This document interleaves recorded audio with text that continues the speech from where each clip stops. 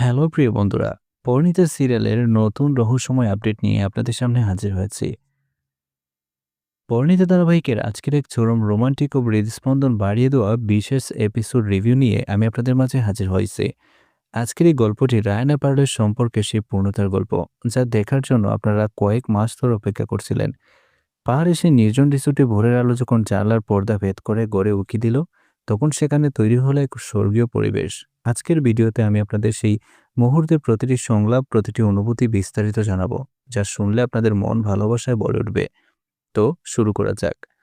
রাতভর পাহাড়ের অজুরে বৃষ্টি আর ভালোবাসার গভীর আবেশের পর ভোরের সেই স্নিগ্ধ সময়টা ছিল একদম অন্যরকম। জানালার হালকা পর্দা ভেদ করে প্রথম সূর্যের সোনালি রেখা সরাসরি এসে পড়েছে রায়নার পারুলের বিছানায়। রিসোর্টের সেই ঘরটি তো কোনো গতরাতের রোমান্সের গন্ধে মর্ম করছে। ঘরটা একদম নিস্তব্ধ, শুধু জানালার বাইরে পাইন গাছের পাতায় বাতাসের ঝিরঝির শব্দ আর মাঝে মাঝে পাহাড়ি পাখির মিষ্টি কলতান শোনা যাচ্ছিল। পারুল তো কোনো আদো ঘুমে আচ্ছন্ন, তার অবিন্যস্ত কালো চুলগুলো বালিশ জুড়ে ছড়িয়ে আছে, আর তার শরীরে এক অংশ ঢাকা রয়েছে সাদা নরম কম্বলে। ঘুমের ঘুরেই সে অনুভব করলো এক পরম আরামদায়ক উষ্ণতা। সে ধীরে ধীরে চোখ মেলে দেখলো সে রায়ানের পেশিবহুল খালি বুকের উপর মাথা রেখে শুয়ে আছে। রায়ানের শরীরে সেই তপ্ত ছোঁয়া পারুলের সারা শরীরে এক অদ্ভুত প্রশান্তি ছড়িয়ে দিচ্ছিল। রায়ান তো কোনো পুরোপুরি ঘুমাচ্ছিল না, সে আধশোয়া হয়ে একদৃষ্টিতে পারুলের ঘুমন্ত মুখপানে চেয়েছিল।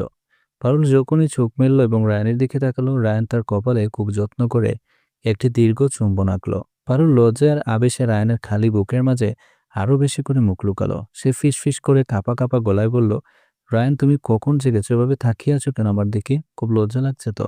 রায়ান পারুলের পিঠের অনাবৃত অংশে নিজের আঙ্গুল দিয়ে আলতো করে স্লাইড করতে করতে গভীর স্বরে বলল, তুমি যখন ঘুমাও পারুল, তখন তোমাকে ঠিক একটি নিষ্পাপ অপ্সরার মতো লাগে। আমি ভাবছিলাম এই দিনটার জন্য আমি কতদিন অপেক্ষা করেছি। আমার এই খালি বুকে তোমার মাথার এই ভাবটাই যেন আমার জীবনের শ্রেষ্ঠ পাওয়া। আজ মনে হচ্ছে আমি পৃথিবীর সবচেয়ে সুখী মানুষ।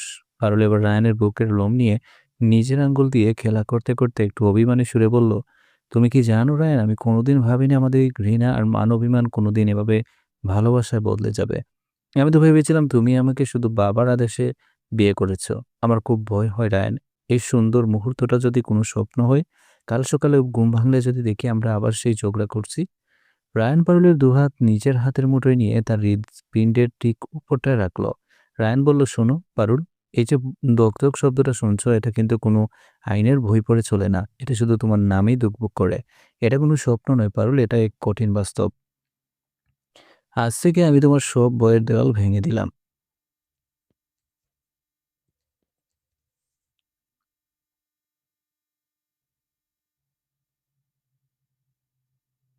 আজ থেকে তুমি শুধু আমার পারুল, আমার পরিণীতা। পারুল এবার রায়ানের চোখের দিকে সরাসরি তাকিয়ে বলল, তুমি আমাকে সারা জীবন এভাবেই আগলে রাখবে তো রায়ান?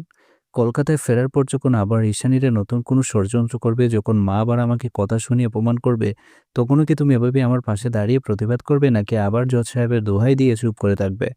রায়ান পারুলের চিবুক ধরে তার মুখটা একটু উঁচিয়ে ধরল। রায়ানের চোখে তখন বাঘের মতো তেজ আর আগুনের মতো ভালোবাসা। সে বলল, ঈশানী বা তার মতো হাজারটা ষড়যন্ত্রকারী এলো, আমাদের মাঝখানে আর কেউ আসতে পারবে না পারুল। যারা তোমার দিকে আঙুল তুলবে তারা আসলে আগুনের সাথে খেলা করবে। আমি এতদিন হয়তো চুপ ছিলাম, কিন্তু আজ থেকে আমি তোমার জন্য ঢাল হয়ে দাঁড়াবো। তুমি শুধু আমার উপর ভরসা রেখো, বাকিটা আমি দেখে নিব।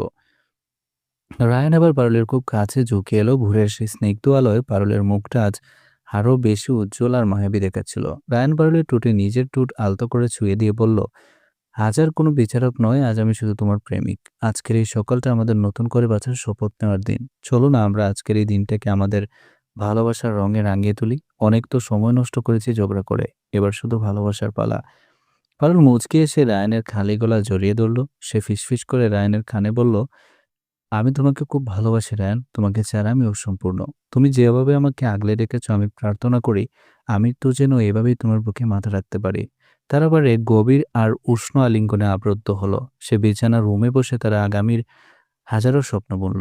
রায়ান জানালো সে কলকাতায় ফিরে জজ সাহেবের সব দুশ্চিন্তা দূর করে দিবে এবং পারুলকে বাড়ির বউ বৌমার যোগ্য সম্মান ফিরিয়ে দিবে। পারুলও জানালো সে রায়ানের গড়টাকেও ঠিক এই পাহাড়ের গড়ের মতো শান্তিতে আর মায়ে ভরিয়ে দিবে। তাদের এই উষ্ণ রোমান্স আর একে অপরের প্রতি অগাধ বিশ্বাস প্রমাণ করে দিল যে ষড়যন্ত্র কালো হাত যত শক্তিশালী হোক না কেন, নিখাত ভালোবাসার জয় সবসময় নিশ্চিত। ভোরের সেই প্রথম আলোয় রায়ান আর পারুল একে অপরের মাঝে নতুন এক পৃথিবীকে খুঁজে পেল। তো বন্ধুরা, ভোরের আলোর রায়ান আর পারুলের এই পরম মমতা, তাদের সেই না বলা কথাগুলোর আর উষ্ণ রোমান্স আপনাদের কেমন লেগেছে? আপনারা কি চান রায়ান এভাবে ঈশানীকে উচিত শিক্ষা দিয়ে পারুলকে রক্ষা করুক? নাকি আপনাদের মনে হচ্ছে সামনে আরো বড় কোনো বিপদ অপেক্ষা করছে? আপনাদের মূল্যবান মতামত কমেন্ট বক্সে জানাতে ভুলবেন না। ভিডিওটি ভালো লাগলে লাইক দিন, একটু শেয়ার করুন। চ্যানেলটি সাবস্ক্রাইব করুন। আজ এ পর্যন্তই, দেখা হবে পরবর্তী ধামাকা আপডেটে। ততক্ষণ ভালো থাকুন,